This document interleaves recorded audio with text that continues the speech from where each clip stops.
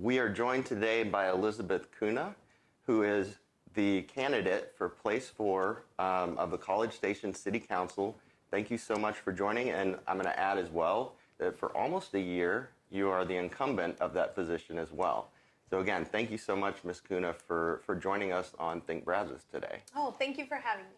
So I wanted to start off, I hope I'm not being too forward with this comment, but I wanted to start off by saying that, you know, the city council meetings, I've watched a few over the last year, watched you and the other council members debating sometimes long into the night. These things can last for what I think is a brutally long period of time. And then, unfortunately, sometimes you are quite often outvoted, to put it mildly. So given all that, the long hours, the 6-1 that sometimes happens on some of these votes, you actually want more. You want to come back and take more punishment. Can you tell us why that is?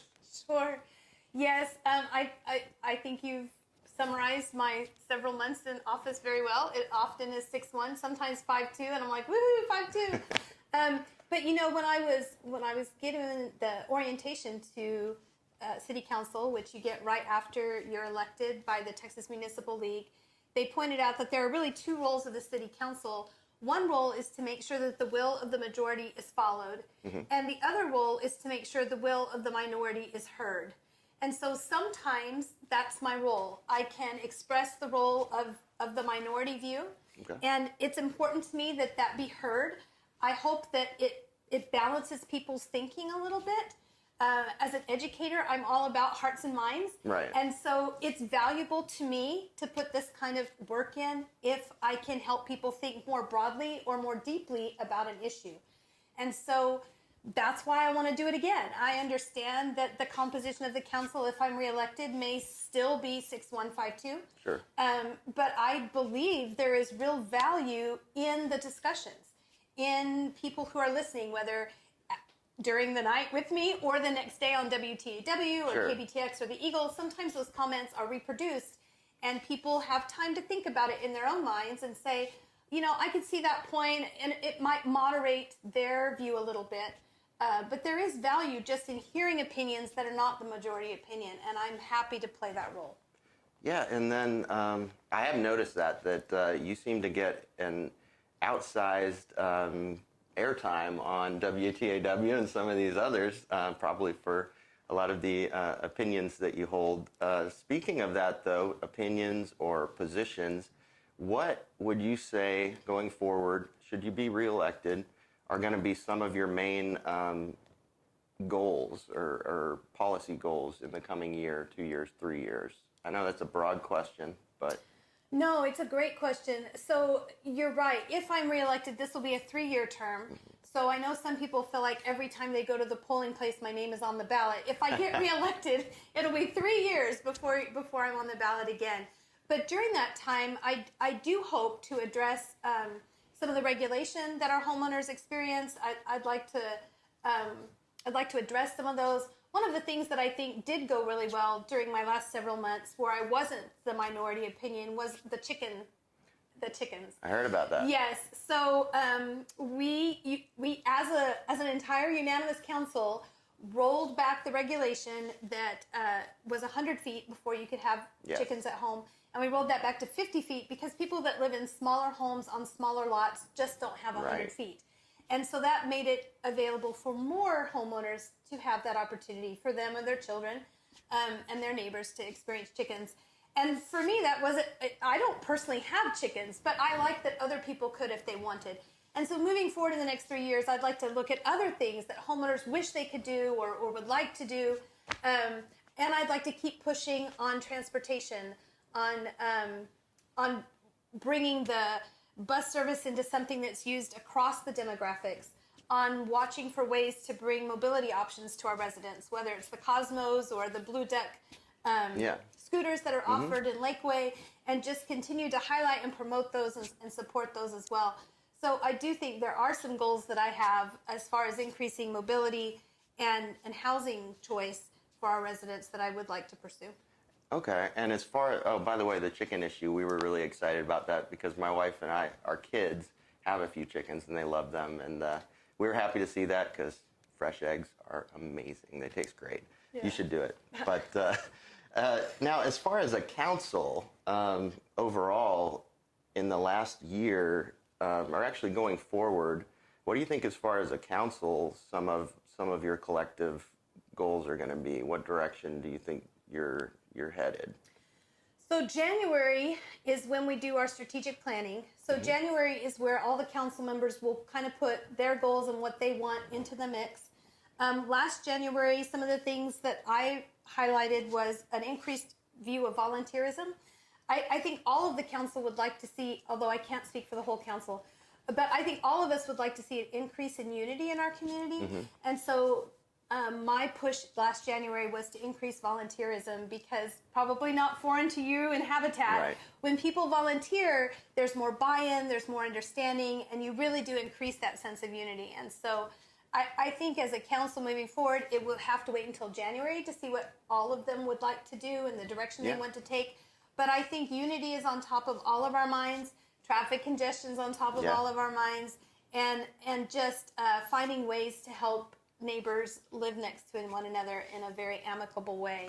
That's the struggle. And so I can't speak for the council as a whole, but I think generally in January you'll see things that touch those areas. Yeah, and you mentioned the unity. You had a chance to attend Habitat's candidate build last year, so to just do a plug for anybody who's watching that is running for local or any office this year or next, please come out. Ms. Cunha can tell you all about it, that it really is, I feel, a unifying experience where you have Republicans, Democrats, those on one side of the council, those on the other, that can come out, help build a house for somebody in need. So just had to throw that out there. But yes, I'll miss this year's. I'm really sorry because I'll be in a conference in Houston. But I did enjoy last year's, and we are nonpartisan, so we don't come representing Republican or Democrat. But it was a great opportunity to rub shoulders with our civic partners in Bryan. We were all working on the same house together, and I think you had some county officials there as well. And so just building those relationship bridges, not only among the College Station candidates, but also College Station with our community partners in Bryan and the county was also very valuable. And so, yes, I do think everyone should come out. I feel a little bit bad because I'm not going to be there, but it's because I'm in a training for sitting council in Houston. I'm so sorry. That is no problem at all. But, just wanted to throw that out there.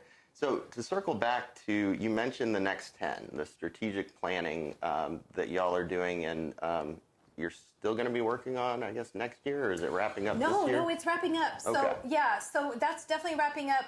I'm not sure when this will air, but we're about ready to push it to city council. So it's made its way through all of the boards and the community input, and it's about ready to be presented and adopted by council. So we're almost there. So I went to one or two of those basically seminars or whatever where they're talking about the plan. And one of the things that I noticed, I think there are a lot of good things in there, but I did have a hard time seeing how it was going to affect affordable housing, both rental and home ownership, in the next 10 years. It didn't seem like it was doing anything necessarily bad for it, but I didn't see whether there was going to be an increase in the ability to build affordable housing or what that looked like. Can you speak to any connection with the next 10? What the comp plan has to do with affordable housing? And where the two should meet? Sure, absolutely. So the biggest thrust that I've experienced in the comp plan is on land use, right? And so bringing in that mixed use zoning and trying to find places for it, places where we can increase density, those are issues that directly impact affordable housing. And then I think I bumped into you at the library one where it was more focused on transportation, I think, on that one. So. But again, I think that touches affordable housing because part of affordable housing is getting a house that you can afford where you don't also need a second vehicle to get to work, right? So you've got to not only be able to afford a property, but a property in close enough proximity to your work and your school that you can access it without having to get additional funds for additional transportation. And so making sure, does that seem like a real stretch to you? No. But just making sure that we've got housing that also has a transportation support piece to it Right. is important for people that are looking for affordable housing, because they've got to be able to live and get to work and school. Yeah. And so I do think there is threads running through that comprehensive plan that are supportive of affordable housing, Right. as we look towards zoning issues and then transportation issues that marry with where you're living. We'd like to take a minute to thank the Habitat Restore for furnishing the studio and let you know that everything, and I mean everything, in the video version of this podcast is currently for sale. Except the politicians, of course. If you haven't checked out our Restore, you definitely should. The Habitat for Humanity Restore is the Brazos Valley's premier resale shop, where the proceeds of every piece of furniture or decor donated to us go on to help fund building decent, affordable, and sustainable homes for families right here in our community. Here you can find everything from the ordinary to the extraordinary to the downright strange. Seriously, we've had a stuffed coyote donated, which sold surprisingly fast. Currently, we have a great collection of home furniture, including a china cabinet and an antique Singer brand sewing machine. I might have to buy that one. I'm telling you, before you pay full price for home decor, check out Habitat Restore. I'll put the Restore links in the show notes for you. All right, back to the interview. I had a conversation with our partners at the city in Bryan today, and one of the comments that was made was that even in Bryan, which is thought of as the more affordable city in terms of single-family homes, that a typical low-income family, unless they're lucky enough to be able to come to Habitat and get in our program, the typical low-income family at 80% of the median income it's almost impossible for them to be able to afford even a new home in Bryan, because that price tag is so high. And in College Station, it's, I think, even a little bit higher. Do you have any ideas on what to do on the affordability side beyond the transportation, which I totally get? That's an important part of it, also being able to save money. But as far as house prices themselves, do you have any ideas on things that could be done to make homes more affordable? Also rentals, too, because that's a big issue. Sure. Yeah, that's a big question. That's a huge Can I question. chunk it out a little bit? You absolutely can. Okay. That was a bad question. No, it was a great question. It was just very broad. First of all, I might take issue with Bryan as the more affordable city. If I could just for a moment. That's fine. So you might find a less expensive house, but their property tax is almost 10 cents higher than ours, and that will get factored into your mortgage payment. And so I always bristle when people say it's cheaper to live in Bryan. I'm not so sure because we have kept our property taxes significantly lower, and that does get factored into the mortgage payment. Okay. So just want to maybe put that in a little bit. But yes, as far as what can we do about affordable housing in our city with that 80% MDI, there's several things I'd like to talk about, and Sure. if the answer goes too long, you can. But one of the things really that I've noticed is that citizens like the idea of affordable housing, but not in their backyard. And so when we start to talk about affordable housing, and then we start talking about where, people get a little bit tense. And I wish we could explore what that 80% income level looks like. So for a family of four in College Station, the CDBG grants are available to somebody for a family of four that makes $55,000. So if you Google a CSISD teacher, they can make 15 years of experience with a degree, bachelor's degree, full teacher. They're going to make $51,000 a year. Wow. And so when we think about affordable housing and who might live there, it might be your child's teacher. And that, you can fact check that. It's all online. Yeah. It's very clear that that's who we're talking about. And so when we are talking about where to put affordable housing, where would you like your school teacher to live? Would you like them to live near you? And if the answer is yes, then let's make it happen. And so I would encourage our residents to think deeply about the faces of those people and the roles they play in their community, and would they welcome them in the lot next to them. We do have an inventory issue, so we need more housing. Also, when we think about affordable housing, Sometimes a couple of years back, I would have told you it meant a single family home. But I understand better today that affordable housing could look many different ways. It could be a single family home. It could be a townhome. It could be a duplex. It could be an apartment. It needs to be a safe, tranquil place where people can live and raise their family. But what that looks like may be very different. And it's interesting that the young adults of today, not all of them want a home with a yard to take care of. Some of them want that townhome experience. Right. They want the nicer amenities without the yard that they have to take care of. And so when we think about affordable housing, maybe the picture in our mind needs to be more flexible about what the dwelling looks like. And I think as we zone and try to incentivize that, those options should be on the menu. Okay. I do think the city does a pretty good job with our community development grants to help people get into their homes. They have some really great down payment assistance programs. Sure. And if you Google affordable housing in College Station, there are pages of community partners that are willing to help residents find housing, right? Okay. Habitat is a great one, but there are others, and there are lots, depending on your family situation, that are there to help you find that housing fit for you. Sure. But the City of College Station does offer down payment assistance, because many times what affordable housing looks like is a family that can afford the payment. It's the same payment they're making for rent. Right. They just can't afford that down payment to step in. Sure. And so knowing that assistance is out there can be very encouraging. The city also offers a home buyer education program just to empower residents with the skills and the vision to get into that home. And that class is free. And I'd invite listeners that are interested to look into taking that class. I wish that, like the city's plan, I wish some of our major employers would have a down payment assistant plan as a branch of their retention programs. Interesting. I noticed Microsoft is doing that now. Really? They put $500 million toward affordable housing. And so I thought, wow, retention is a real issue right now. Right. Especially in College Station. And so I thought, what if the major employers that are struggling with retention had down payment assistant programs? They would help you buy a house. Once you're in a home and your kids are in a school, you're real tempted to stay. Oh, yeah. And so the benefit to the company is that they don't have to retrain and retrain. Right. The onboarding costs can be significant. And so that company would see that money back just in a different way. Wow.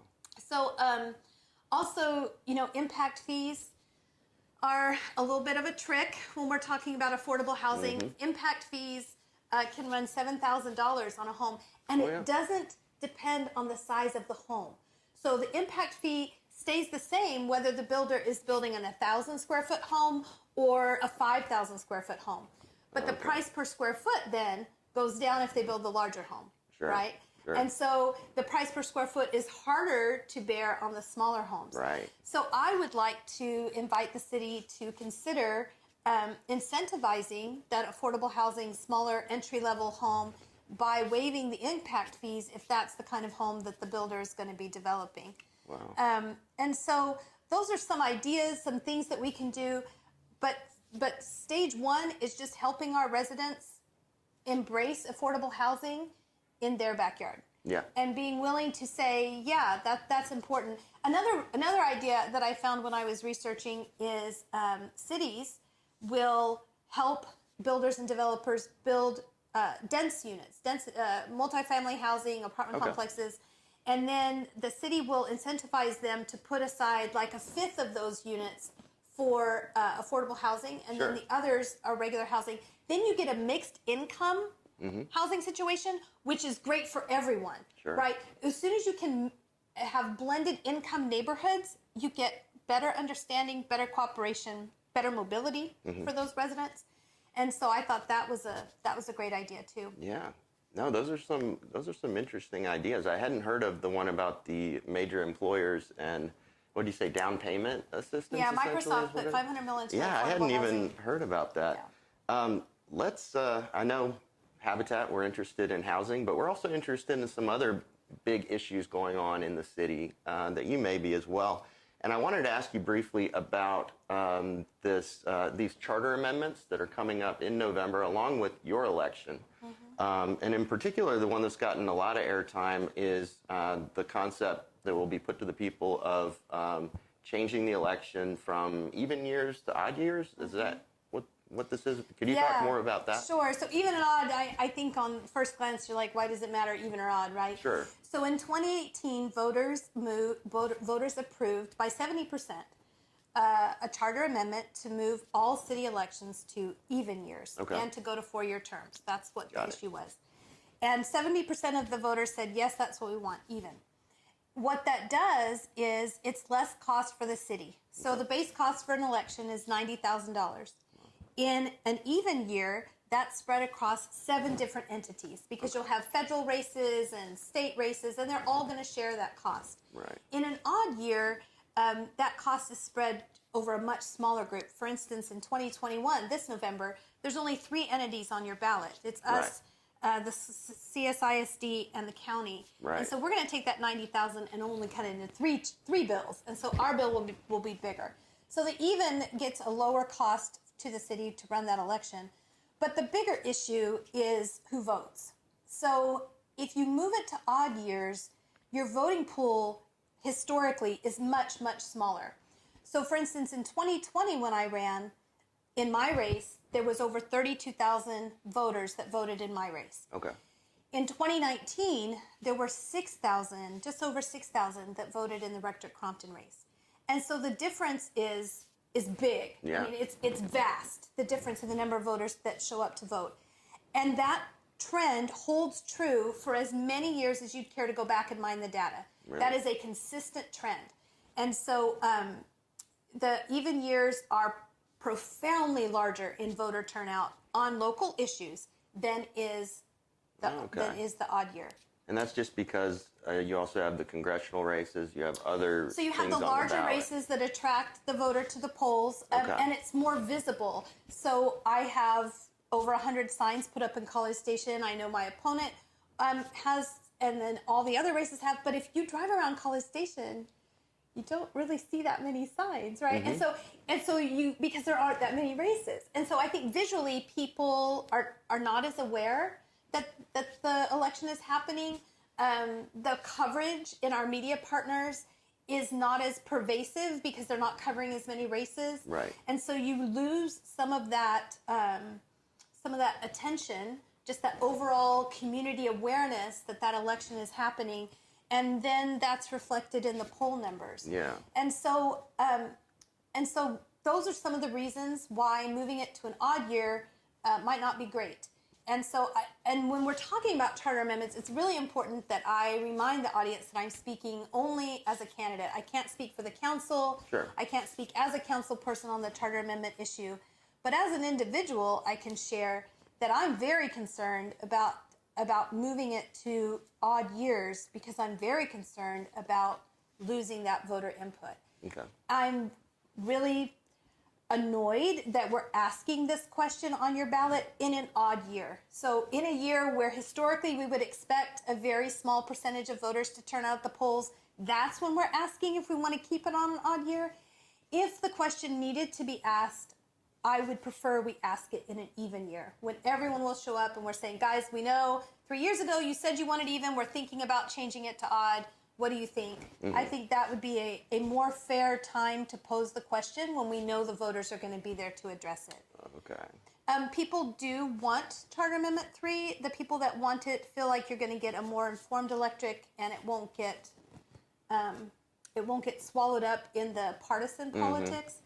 But I have run in 2 even elections, and our media partners are fabulous about providing us opportunities to educate voters and to maintain our nonpartisan platforms when we're doing it in those even years. And so because we do have such good community support in getting our message out in those even years, I hope it doesn't pass. I hope the voters come out and say, you know what, we do need more people at the poll. Historically, we get that when we do an even year, and it's less expensive for the city. How often do you get more participation with less expense? Yeah. Even years will get you there, and odd years won't. Wow. No, that's fascinating. With the little time that we have left, I wanted to give you an opportunity to speak to, directly to the people that are watching this, as far as anything about your campaign, how to get involved, but also any closing remarks you have or things that you want them to know or us to know. Sure, yeah. So I would love for residents to go to cunhaforcitycouncil.com and learn more about my race and what I'm hoping to do for the city. You can email me at cunhaforcitycouncil@gmail.com and join the conversation and tell me what you think we should be focusing on and where you think the city council needs to improve. I've enjoyed my service for this almost year. It'll be, I think, we're like 9 or 10 months in now.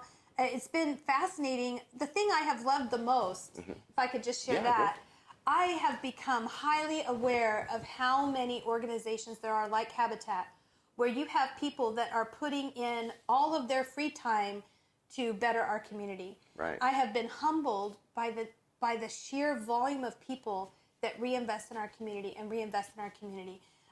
They are inspiring to be around and do a lot of good. We have a lot of good people in our community. I think sometimes we read the paper, we hear the news, we get distracted by the ones that are, doing crime and detracting. But there are so many good people in Bryan College Station that are doing so many good things to help one another. And I have become more aware of that, and it's made me more proud to live in this community and to be a part of that groundswell of good, and it's here. And so if any of your listeners should feel alone or should need some help, I'd encourage them to reach out, because there is help here. If you need something, there's people that want to help you move forward and want to help you succeed, and the help is real. And so that's what I've learned, and what I'd like to do is just keep that forward momentum going. So. That's awesome. So the election is November 2nd. It is. And I think sometime in October is the last day of early voting, I believe. I can't recall what day Yeah, that you want is. all the dates? Okay, so sure. Those are important. So October 4th is the last day that a new resident can register to vote. So if you're new to College Station and you want to vote in that November election, you need to get your voter registration in by October 4th. Mm-hmm. Once you're registered, or if you're a resident, that's voted here before, that's great. Right. Early voting starts October 18th. Okay. And then it runs through like October 30th, and then election day is November 2nd. Okay. Well, Councilwoman, it has been a pleasure to speak to you today. We always enjoy talking to you about housing and other city-related things. Best of luck in November, and we appreciate it. Thank you. Thank you so much. I don't know if we shake hands these days. In COVID days.